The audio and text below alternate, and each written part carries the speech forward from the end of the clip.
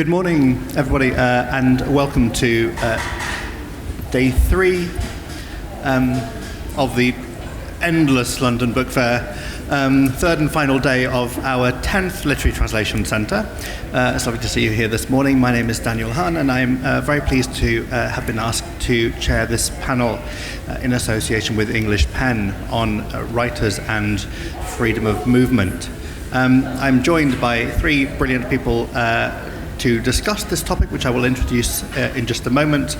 They are Marta Jurosz, who is a translator from Polish and to Polish, as well as a publisher who's wearing one of our very exciting translation t-shirts. We have merch now. It's very exciting. We've arrived. We know you've arrived when. To Marta's left, when I arrived this morning, I bumped into an agent at the entrance, and she said, "What are you doing today?" And I said, "Well, I'm starting with a panel on writers being able to travel around." And she said, "You know who you should have got? You should have got Nick Barley." At which point, in strides Nick Barley. Nick is the director of the Edinburgh International Book Festival. It was very well planned. There's things we do just for effect here. Nick's the director of the Edinburgh International Book Festival, and has, I think, like most people, become an unfortunate expert in this subject. I don't think it's the subject which anyone wants to be an expert in, but unfortunately we sort of find ourselves there now. To my immediate right is Antonia Bayet, who is the director of English Pen, which is an organisation that works with writers on writers travelling, writers moving around, and writing travelling. We're starting from an assumption which we will talk about a little bit, which is that talent is not limited by geography, and skills are not limited by geography, and that literature depends on the circulation of literature, that you can't have these things isolated, and that we have currently visa rules and some proposed immigration rules in a white paper that's around at the moment that in many ways threaten to impact writers and people who work in the creative industries more than most. There is an earning threshold which in the white paper of £30,000, which is hilarious if you know writing. Try not to be too grim about this subject, but there are issues to do with how flexible the system is for freelancers and people who are on short-term contracts, people who are working at short notice, and so forth. So there are a few ways in which the current situation is particularly problematic for people who work in writing, in publishing, and in the creative industries.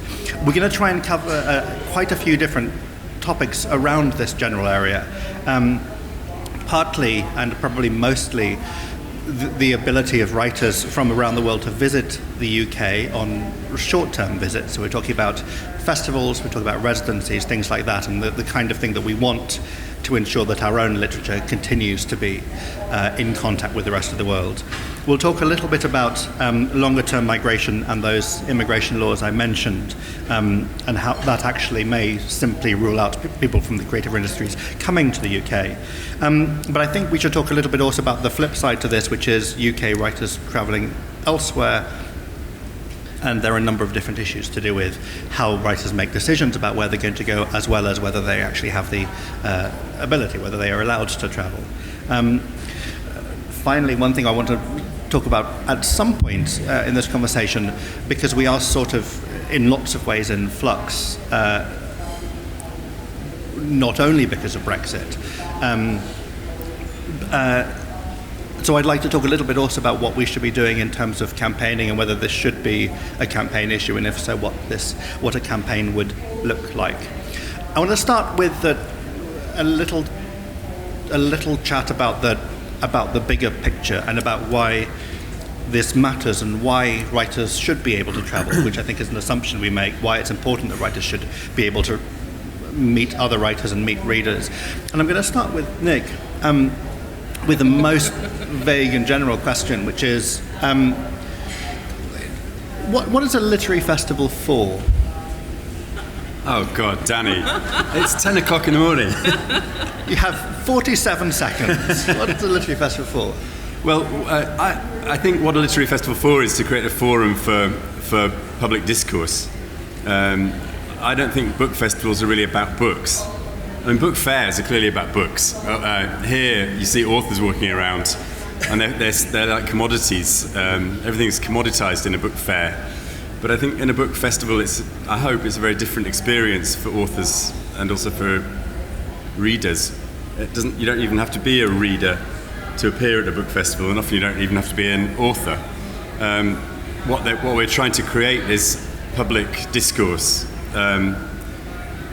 maybe even democracy, not parliamentary democracy, but the discussion of ideas in a public forum in the style of the old Greek agora, in which people can work out what they think about issues, and crucially, I think, that in which people can disagree with one another. That you and I may disagree here, and we don't necessarily fear that we will hate each other afterwards. We can comfortably learn how to disagree, and that's something which I think marks the public forum of the literary festival out from, say, social media, where it seems that people find it very difficult to be comfortable with disagreeing. And online hatred seems to be a thing of the digital age. Literary festivals are an important antidote to that. So if you accept that festivals like mine are public forums for democracy, then some important things follow from that. One of which is that festivals need to be politically neutral as much as possible. They need to welcome people regardless of their points of view. They need to encourage and foster different points of view so that people can think about that. And so this issue about visas throws up a real challenge for someone like me, who's so keen to try to be politically neutral, and yet the visa question threatens our very existence, or threatens our ability to have an international conversation, and therefore I'm forced into being an activist. I'm forced into standing up against this government's policies, because they're an existential threat to what I do.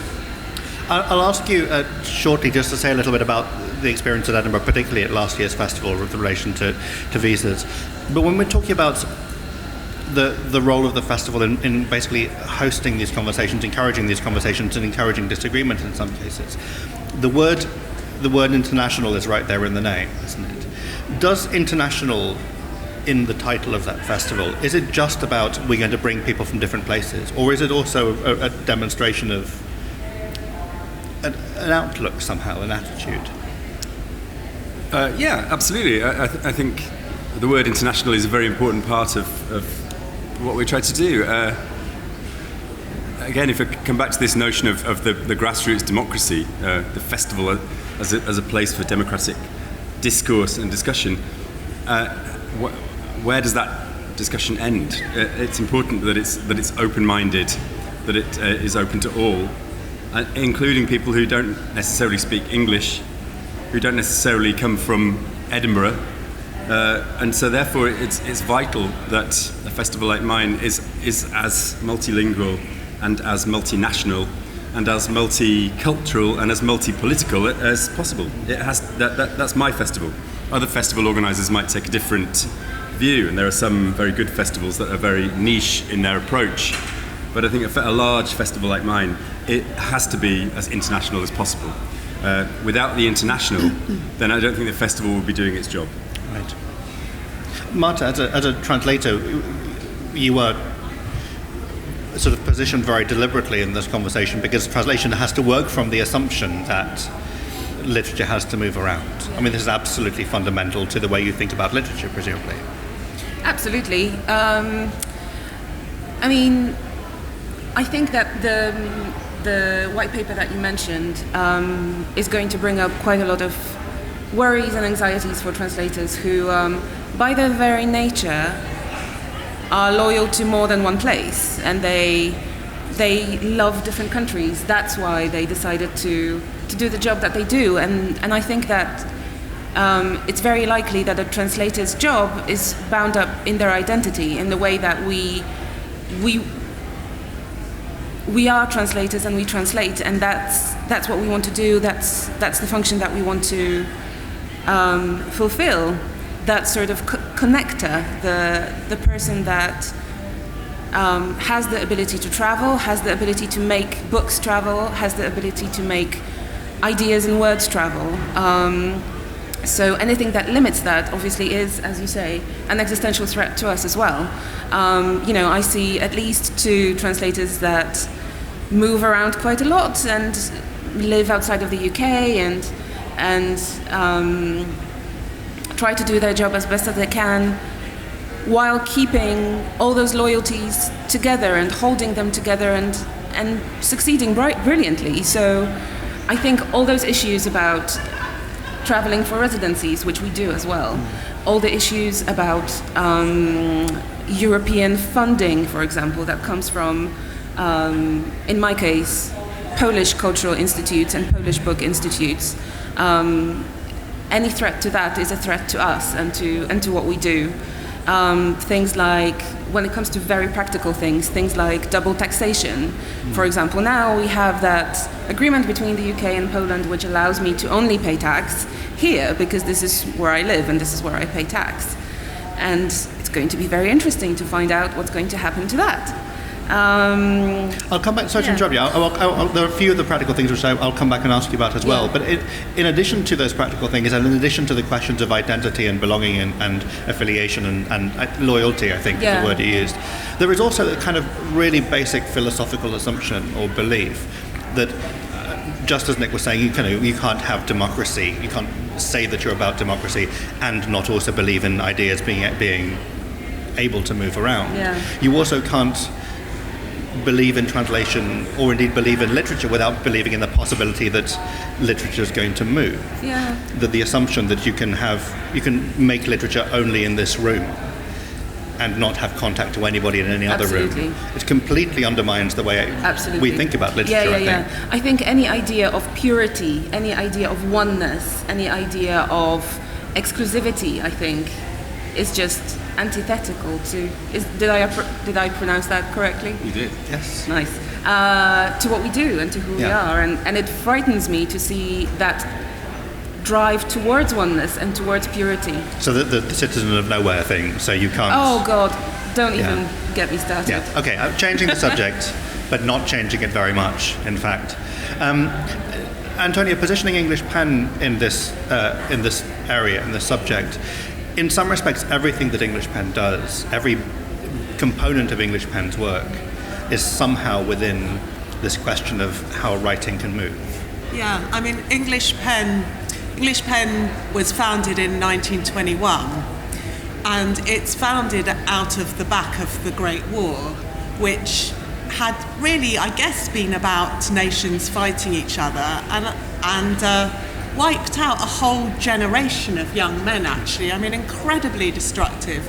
So a group of writers at that point are very keen to look outwards and to look internationally and to talk about the value of listening to each other and exchanging ideas. So the Penn Charter has at its centre freedom of movement, freedom of ideas, and language as a common currency, which is why we support translation so much, but also why we would, absolutely agree with Danny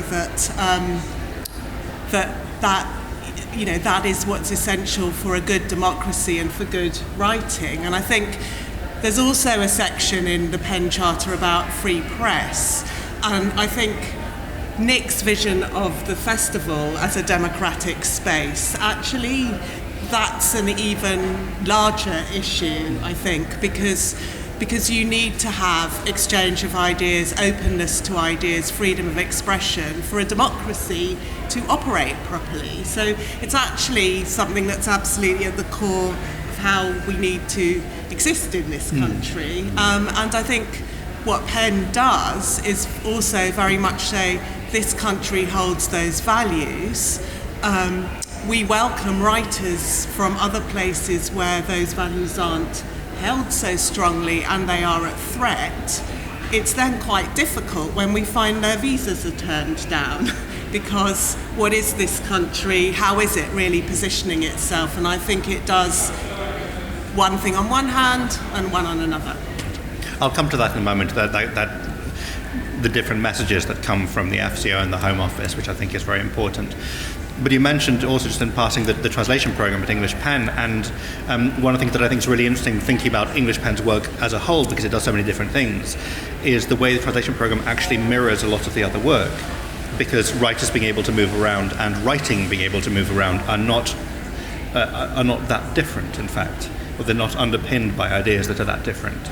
Yes, absolutely. That's the glory of a writer as opposed to a performer, isn't it? You can always read what somebody's wanted to say wherever it is, as long as it's in a language that you can understand, and as long as you've had the advantage of somebody like Marta who can interpret it for you. Being able, and I think the other thing is very much about being open to different voices and different ideas, and without translation and without that internationalism that Nick's talking about, that's not possible either. Nick, let's talk about the particular challenges to making your international festival an international festival last summer. There was a story just yesterday, last night, someone from a festival in England was posting about a writer from the Ukraine for whom they were having trouble getting a visa. This has been happening for a while. Was last year significantly worse? Was there a really big shift last year? The last 3 or 4 years we've seen increasing problems for securing visas. I think really just to frame this, I think I have to go back a couple of years before that, if you don't mind, because I think that much though I have to be apolitical in my official role, the truth is, which we can't avoid, that the current Prime Minister, Theresa May, is personally implicated in the situation we find ourselves in. It was back in 2012 in an interview with the Daily Telegraph that she coined the phrase hostile environment. She said, we'll set out to create a hostile environment for illegal immigrants in the UK. And that attitude has become something, many politicians agree with this, an obsession on her part with immigration and with reducing the number of people who are able to move to the UK on a permanent basis. During her time in the Home Office, she personally oversaw 6 immigration white papers. So the one that came out in December is another one, but there were already 6 over the last 6 years. And the campaign group Liberty has claimed that there were some 45,000 changes to immigration legislation since Theresa May came into the Home Office. It is an obsession on her part to reduce immigration, and that has had a direct knock-on effect on short-stay visa immigration. So not only is it enshrined in law now in a way that makes, for example, the right to appeal no longer there for people who might be told to leave, even though they might be at risk, their lives may be at risk when they go back to another country or even to a country they never lived in at all. It's enshrined in law, but it's also enshrined in attitudes of the visa and immigration officials who are given carte blanche to behave in a way which they wouldn't have done a decade ago. And it's difficult to measure, but certainly the case that immigration officials are taking it upon themselves to deny people the chance to come for short stay visits. We had people who didn't want to go on the record, very, very senior writers, extremely senior writers, like the top writers, who were detained at Heathrow Airport and at Edinburgh Airport on spurious grounds, and then people who felt they'd been racially targeted, and they were kept, one of them overnight, several of them in a locked room for hours on end, without access to a mobile phone or to any kind of legal help, before then eventually being grudgingly released by officials. And these are stories that haven't reached the media, and I can't name the people. If I did, it would be really big headline news who they are. But I'm not going to press you on who they are, but it's worth saying that we're talking about people from countries all over the world. We're not just talking about a handful of countries that are on some paranoid watch list. So, right, the worst problems occur in people trying to come from the Middle East or certain countries in Africa. But some of the people that I'm talking about here, who I wish I could name them, were not coming from those countries. They were coming from countries where you would expect people not to have problems entering this country. So it's an attitude as well as a legislative problem which is causing chaos, frankly. The book festival this year, we had I counted 12, I think there may have been more, 12 people who had serious visa problems, visas rejected, of whom 2 or 3 were willing to go public. So there was Ehsan Abdullahi, who was an Iranian illustrator, and there was Neyrouz Karmout, based in Gaza, a Palestinian short story writer. But there were many others from other countries who, honestly, you'd be so depressed if you knew who they were. In Ehsan's case, it was the second year in a row, actually, wasn't it? Yeah. So Ehsan's problem, Ehsan Abdullahi, he's a children's illustrator, and his illustrations, ironically, are all about the importance of love and peace and friendship. So they're incredibly... Acceptance. Tolerance. He's also a professor of illustration at Tehran University, and has been that for the last 15 years. He's a very well-established illustrator in his own country. And perhaps ill-advisedly, he has any surplus income that he had each month from his university salary, he was just keeping it in his current account. And so he'd managed to accumulate in his current account something over £6,000, which is a reasonably large amount of money for an illustrator, I accept.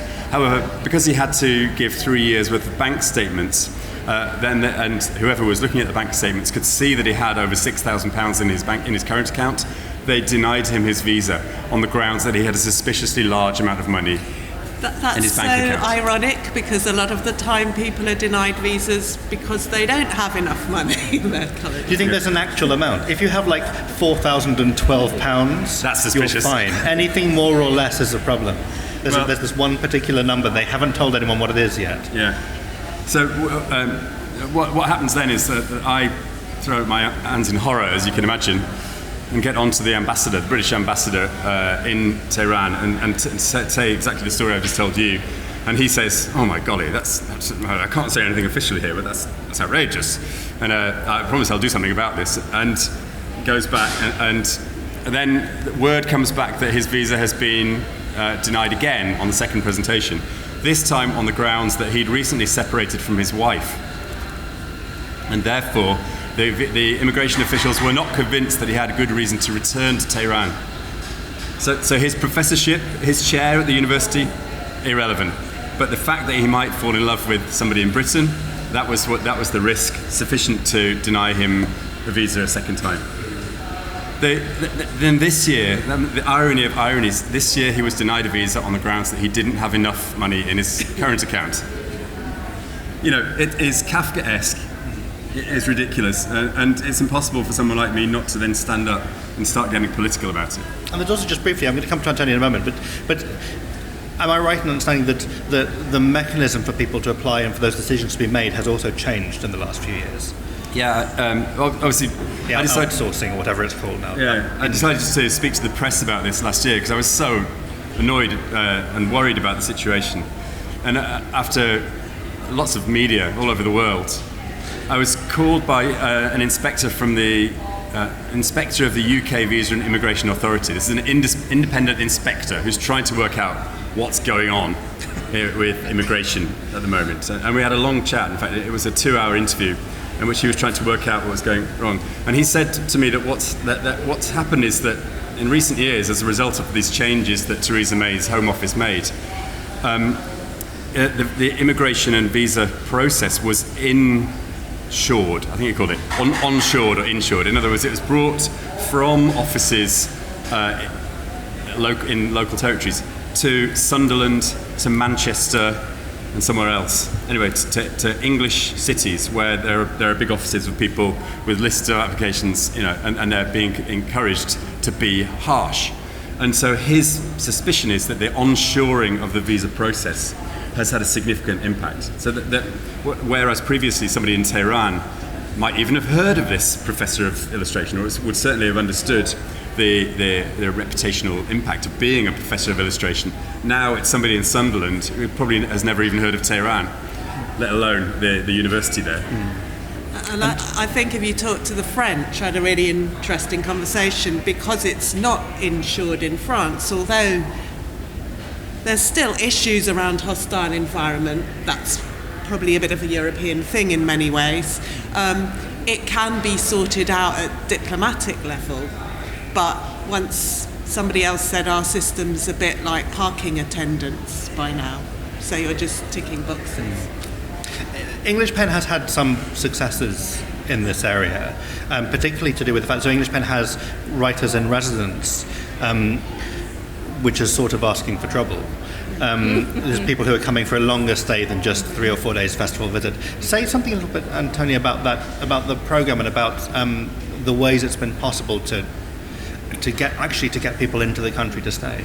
So we have a Writers at Risk residency program at English Pen, and it's particularly designed for writers who are having quite a tough time in their own countries, or sometimes even need to just get out for a while.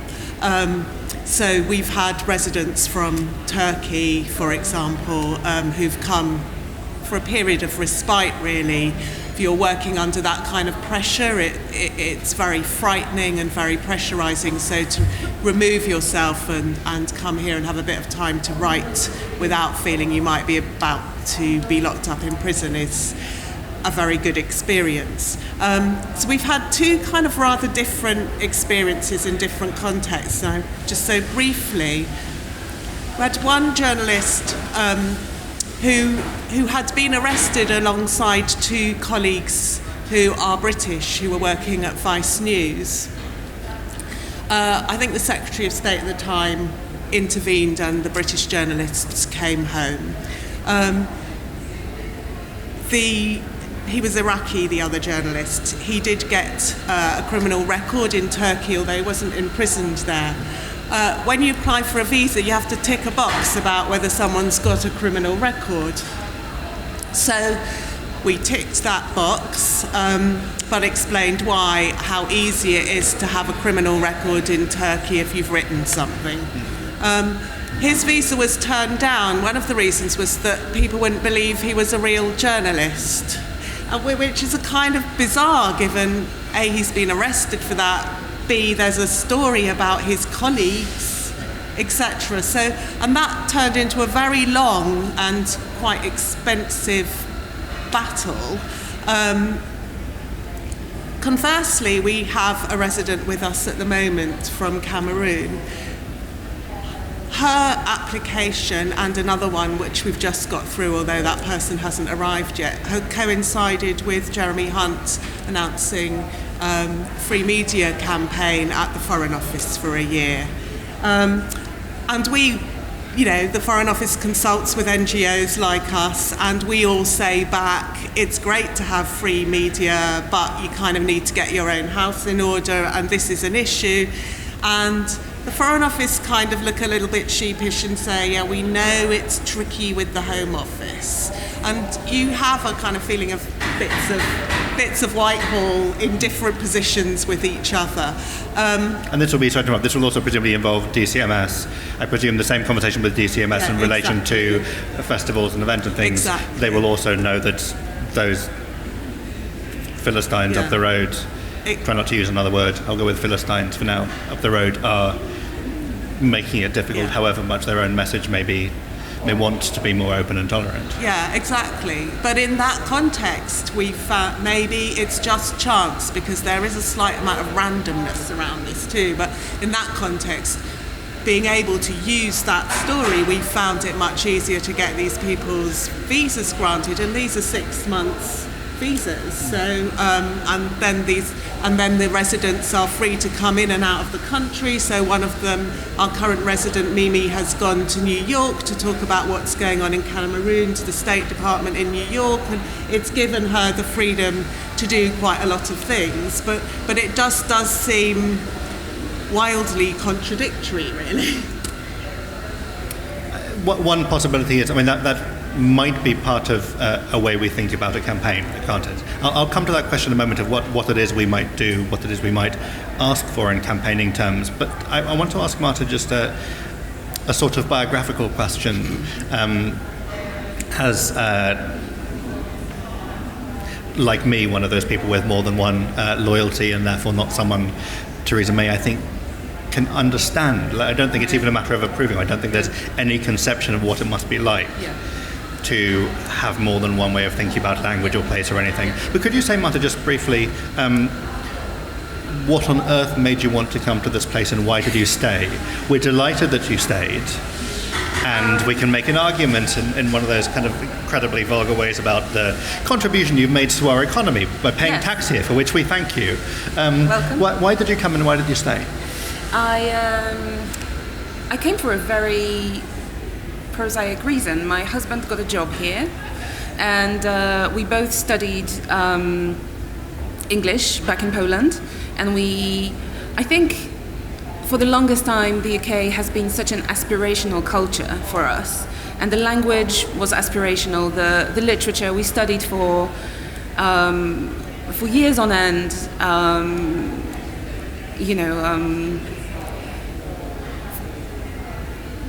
when we had that opportunity to come to the UK, we felt it was a good idea to see how it compares to everything we learned at university, I guess. And back then it was a no-brainer. We sort of came because we could. We came because there was something waiting here for us. We were very lucky in the way that we came with my husband's job sort of already in place. And we stayed because why not? Because we do not have sort of commitments back in Poland now that would take us back there, and even before we came, we were functioning sort of between those two languages, and we found it very easy, I think, in the beginning, just to switch to speaking in English to people in a grocery shop as opposed to Polish. But I didn't really feel in the beginning that much has changed, weirdly. You have taken British citizenship. Yes. Now, how much is that a pragmatic thing? How much it also changed the way you think about the place? Yeah, it was a very long and weird and difficult process.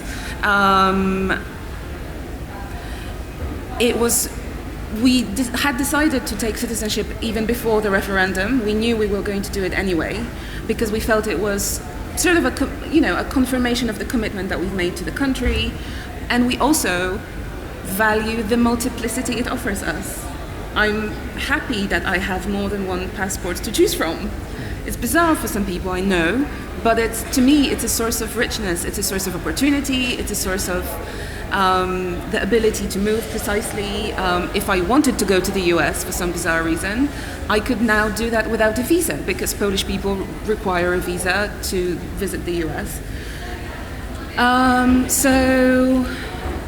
But it wasn't an easy process in the way that what Nick was saying and what Antonio was saying about ticking boxes. It was a few months of nothing but ticking boxes and seeing your life in the UK, in this country that you chose in good faith, reduced to a pile of paper that you have to send off for someone who has never met you to judge whether you're worthy. That was quite difficult. And the other difficult thing was the idea of complicity. Having seen what is happening and having seen how the public discourse is moving, subscribing to that by applying for the British citizenship was difficult. And this is something that all of the EU citizens that I've been talking to who are also considering the UK citizenship or have already applied, this idea of complicity comes up a lot, of what are we paying £3,000 to be a part of, and whether we want to be a member of a club that doesn't want us. Right. And also whether it says something. Cool. Thank you. I'm pleased and not surprised that a room full of translators will think that is an important thing to think about. It's also about what it says about how you feel about the other parts of your identity and the other place you belong. I'd like to think briefly in the time we have left about, I suppose, what we would want to change. I mean, I think, Nick, you've become, as we said, and you said particularly, whether you want to be political or not, we're now in this situation. And with some access to media, with some access to MPs and MSPs, do you have a sense of given that we probably need a campaign, even if we don't want to have to be doing this, what it is we would be asking for. Yeah, there are two really important things. I mean, the first thing is the first thing is we've got to change the law. We have to undo some of the legislation which has been done in the last few years. But I think equally important that we have to change attitudes. I mean, the comment you made about aspiration, about this, you came to the UK because it was an aspirational move. To some extent, I think a lot of damage has been done. I speak to writers now, and I ask them whether they will consider coming to the book festival, and they say, well, I'm not sure I can be bothered to put myself through the humiliation of trying. You know, I'm very happy in my own country, and I don't see why I should really bother. So we've got to change legal frameworks, and we've got to change the message, which currently is, do not bother coming to the UK. You will not be welcome, and we'll try to not let you in. And if you are in, we'll try and get rid of you. So there's a message thing and there's a legal thing. Both of them have to change, and any campaign has to do both. There are plenty of very good people, I should say, working in the Home Office, working in visa and immigration, who are not happy with what they're being asked to do. So it's not as if there's a faceless army of civil servants who are delightedly saying no to everyone that comes along. Of course, they're acting under instruction, under political instruction. But we have got to change the politics of this from the top. Do we know who our allies are in the politics? I mean, you have a sense of who are the MPs, who are the MSPs, who will, in the very, very beginning, put questions to the floor of the House. I mean, who are the people who we go to in the first instance if you were going to start to build a campaign at Westminster and in Edinburgh, not just in the pages of The Guardian? Yeah. But from a Scottish perspective, we were very fortunate that the First Minister, Nicola Sturgeon, got involved and was very anxious about the impact on Edinburgh's festivals of what was going on. And the SNP MP Deirdre Brock, who has the Edinburgh Festivals in her constituency, has been very active in Westminster. There are also a couple of Labour MPs. David Lammy has got involved. There are also a number of journalists, and often BBC journalists are always striving to be unbiased, but in this case, many of them have spoken out about this. People like Jon Snow as well. So there are lots and lots of good people. There are Greens as well who want to help. Actually, David Lidington, the de facto Deputy Prime Minister, came to see me because he was concerned about what he'd heard, and he promised that he would do his best to have a word with Sajid Javid and try and change things. So even within the current government, there are people who are raising an eyebrow at what's going on, although he wouldn't necessarily speak out against his colleagues on this matter. But I think there's plenty of support from across the House. And might that then just be a question of a relatively small number of people leaving their posts at the very top of the government, and it then suddenly becomes much easier to shift things?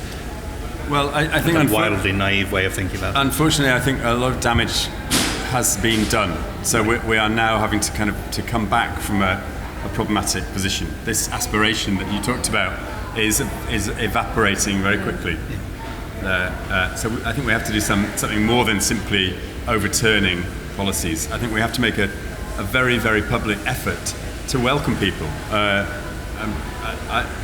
As a festival organizer, I need to be able to say, you are really welcome.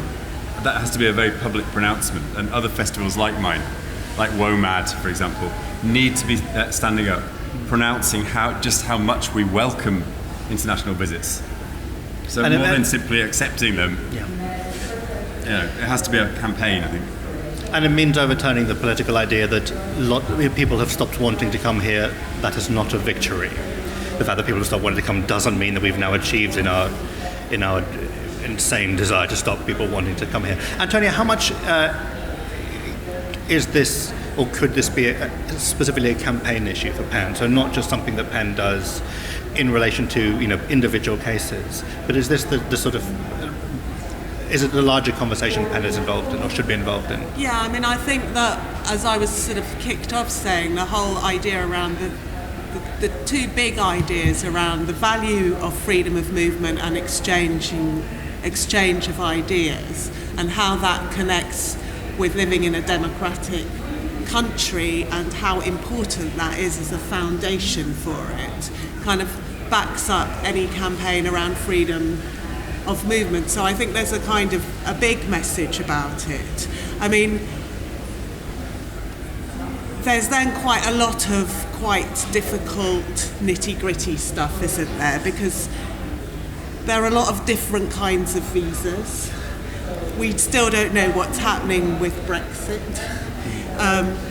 Brexit is about people who have freedom of movement from a European background, but of course, and I think Martha, there's also a kind of broader context about Absolutely. what about everybody who we've denied more freedom of movement to, who aren't from Europe. Oh, yeah. So I think there's some quite, and actually does, whether it does in effect or not, there's still a narrative that Brexit could open that up.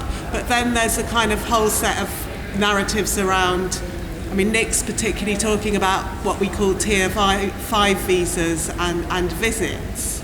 But there are lots of creative industries as well as other services that actually need people to come and work, and those are different levels of visas. So I think you kind of legislatively, there's probably, there would be stuff to think through, but I just think as an idea that people should be able to talk and exchange, and that we need to be open and not closed is an essential message for the future, really. That idea, Marta, about trying to find an opportunity to make it easier for more people to kind of lower the bar for everyone rather than raising the bar for some people. I remember there was a Creative Industries Federation, I think, event in which Suella Braverman said one of the reasons we're doing Brexit is to make it easier for all those it's the queue jump, I can't believe we're using this phrase, it's the queue jumpers idea, that instead of having just Europeans, we're going to try and make it as easy as possible for everyone to come in, which obviously nobody believes. It'll be preposterous to believe that. But presumably the ideal is something like that. The ideal is finding a way, not just saying we're going to maintain the status quo back before 23rd of June 2.5 years ago, but actually finding a way of levelling the playing field. I don't know if it's down or up now, I've forgotten which way the metaphor's going, but you know what I mean. Yeah, absolutely. And what Antonia said, this is something that I wanted to absolutely emphasize. What's happening to Europeans now is what has been happening to everyone else before us. So we're not... I only feel like I'm able to speak about it now because it's happening to people like me personally. But yeah, absolutely.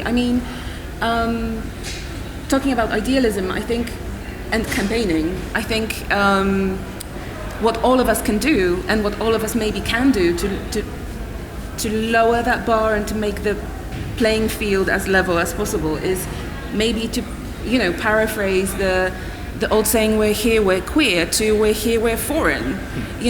Just to make a statement about the fact that we are here, we do live here, we are citizens of 2 places, 3 places. Our parents spoke 2 different languages to us, and it's fine, it's okay. And I think translators and people who speak more than one language have this chance now to sort of try and change the public discourse a little bit, or at least bring more perspectives into it. I'm a big fan of that sort of idea of a grassroots movement of translators who try and sort of counter the English public discourse with texts translated from other languages, maybe, to see what the French people are saying about the English people, what the German people are saying about the English people, and also the other way around, to have Brazilian people write about Bolsonaro and what it's like to live in Brazil right now. And maybe we have to stop relying on English as much. Maybe we have to start relying more on first-hand accounts and stories of people who are actually, enmeshed in what it is that they're writing about, and writing about their lived experiences, which hopefully you two can facilitate. Well, what you're talking about also is something which those of you who know English Pen and particularly know Pen Transmissions, which is an online magazine, will know that there is some really interesting writing from around the world, which every time I read it, it feels that two almost separate things are happening. One is this is really interesting writing and clever and beautiful and thoughtful, but also it's so revealing about the world because of the way it's curated, because of the people Theodora is choosing to write and how they're commissioned, that actually as a way of resisting the idea that, apart from anything else, there is only one solution. The only solution is we just have to keep talking to cited Javid until he changes. I mean, actually, there is a sort of an expansive conversational way of changing this, as well as lobbying, as well as legislation. It's also not, I think, in any way surprising that the Translation Centre at the Book Fair is where we are having this conversation. Brexit and borders and various things affect everything that's happening in this building, because this is a trade fair, 3 days, people talking about international trade, and they don't know whether they're going to have a market in 12 days' time. But actually, the fact that this talk about how writing travels and how writers travel, I think belongs in the Translation Centre, because I think translators, as you say, are potentially the one of those kind of constituents of possible activists who can Absolutely. who can annoy people until they change their mind. Yes. This is my plan. I know it's your plan. Yeah, it is. We have just under 15 minutes left, and I'd like to allow that time for you to join the conversation, ask any questions, make any comments, any suggestions, or just bemoan the state of the world. If you just wait for a microphone, there are microphones. I will grab that.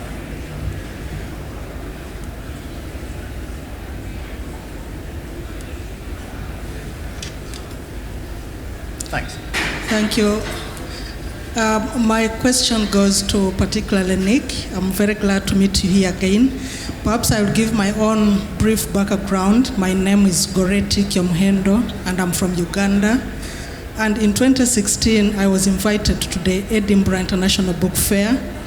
I remember my panel had another writer from Nigeria whose novel had been published by Canongate in Scotland, but he was denied a visa.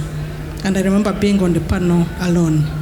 Anyway, I'm very glad that you are stepping up this campaign to allow, I'll speak from the African writers' experience, African writers to come to the UK to participate in these events. I know some who would have wanted to come to the London Book Fair, but they were denied visas. So I'm very glad that you're doing that. And we follow your campaign, Nick, in The Guardian, and we circulate your articles among the writers' fraternity in Africa. In the meantime, as you step up that campaign, my question is there a danger that you might fall into the trap of dealing with the African writers living in the diaspora only? Because these writers don't require a visa to come to the UK. For example, I have the right to live here, and it was very easy for me to come to Scotland for the book fair. So as you step up this campaign, is there a danger that you're only dealing with these writers who have the right to stay in the UK? Thank you. Yes. Yeah, I think there are many risks associated with the situation we find ourselves in right now. One of which is that festivals are pragmatic organisations who are trying to survive, and of course they follow the easiest path. The decision to try and fight against the system is a decision to take the difficult path. It's more expensive, it's more time consuming, it puts my organisation at a greater risk, we might lose funding. There are all sorts of reasons why we shouldn't campaign against this, and we should just go with the flow, go with what's easy, invite the people who we can get easily. So yeah, you're right, there is a risk of that. However, I think there's a bigger goal here, which is not just the success of one literary festival, but it's about the success of our country. And look, I hate the way in which Brexit has come down to discussions of deals, as if the only reason for a country to exist on the international stage is our ability to trade with each other. But even those people who do think Brexit is all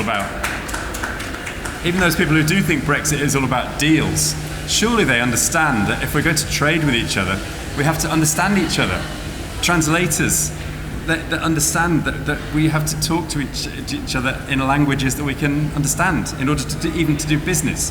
And therefore, even if you think it is about deals, then this exchange of ideas is a vital part of having a healthy international economy. So even people who are 100% in favour of a no-deal Brexit should surely understand that we need the flow of people, the exchange of ideas, in order to encourage the ability simply to trade with each other. Without that kind of conversation, there will be no trade. And sometimes it's necessary to talk in those terms, isn't it? To say, we're not just saying it's lovely that we're all nice to each other. We're saying the creative industries are worth £84 billion in this country. Massively more than most of the sectors that get far more play in the conversations about deals and the conversations about, horse trading and things. Also, it's age old, isn't it? So if you look at the stories that came down the spice route from medieval times onwards, that has always been part of trade, actually. That trade has brought exchange, as Nick's saying, but all the stories we read and know and are part of our culture have come down many of those travelling trade routes. Absolutely. Another question. Yes. Hi. You, Antonia and Nick, you're both from big organizations, so you can help the authors that you invite. But as Marta said in the beginning, many writers and translators are freelancers, and many publishing houses, I think small publishing houses especially, feel left alone with their visa issues. So I was wondering if you had anything to say about organizing or where people can go to if they need some advice. Thanks for that question. The first thing to say is that it might appear that we come from big organisations, but in truth, English Pen and the Edinburgh International Book Festival are small, charitable, non-profitable businesses with small teams living precarious existences. We don't make surpluses every year. Sometimes we make deficits. Our reserves are relatively small. It may, to the freelance, it may seem that we're a big organisation, but actually we're wee players in a very big world, and it's difficult sometimes for us to be able to take the risk of speaking out when our own existence is under threat. But I do accept that we also we have a responsibility to give freelancers an opportunity to come together, and so I think we need to work with translators to find ways of giving voice to more than just us, but all of the people in our community who also share our views. And I have a sense from the number of emails I've received that there are thousands of people who share this concern about the situation at the moment. So we need to give voice to that.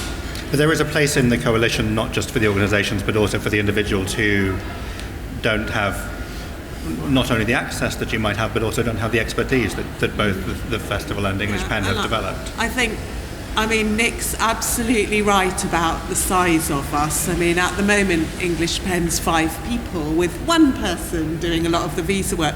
But we are both visa sponsors. So there are a set of organisations in this country that are Tier 5 visa sponsors. And I guess I feel, although I know I can't offer Pen services to fill out all the applications, we do have expertise that we can share, and I think we should be doing that. And there are tricks and techniques about how you fill in some of those forms, and there's always been a part of visas being turned down because someone's made a mistake, actually. Although I agree with Nick, I think there is a hostile environment, and it's changed a lot in the last couple of years. Thank you. One more. We have time for one more question or comment. Yes, here right in the front, please. Hi, it's not really a question, it's more just to say thank you to the panel and also to Nick. I live in the north of Scotland and the Edinburgh Book Festival is my yearly highlight with a friend, an editor from Dublin. We were angry, we were sad, we were in tears when we heard about the situation because Scotland is a welcoming, very welcoming country. That was interesting. Yeah, company. So thanks very much, and thanks for bringing this to our attention. Also for Daniel, on a lighter note, the translator T-shirts. Where can we buy them? I will find the link and send it to you. There's a translator called Frank Wynne, a very brilliant translator from French and Spanish, who produced. Following a conversation on Twitter a few weeks ago, thought this would be an amusing idea and produced one or two. And then because everyone said that looks fun, he set up a little kind of online shop with, I believe the proceeds are going to the Translators Association, but he also sent, I know, she's wearing one as well, people wandering around kind of showing off their T-shirts. Frank also, very sweetly, because he couldn't be here, because he's in Mexico at the moment, he sent me a box of about 20 of them. So I showed up at the fair on Tuesday, kind of handing out these, in some cases, very funny and slightly vulgar T-shirts. It's great. It's lovely. It's a nice Send me the addition link, to please. Thank you. Contribution from a translator in Mexico at this moment. We are just about out of time, so I'm going to have to bring this to an end. I'm incredibly grateful to Marta and Nick and Antonia, none of whom, as I said at the beginning, I suspect wanted to be experts in this subject, but who have become experts and have shared their insights into this subject with us. It is something which we will continue to talk about individually and as a gang with you all, I hope, as well. Please join me in thanking them, Antonia, Nick and Mark.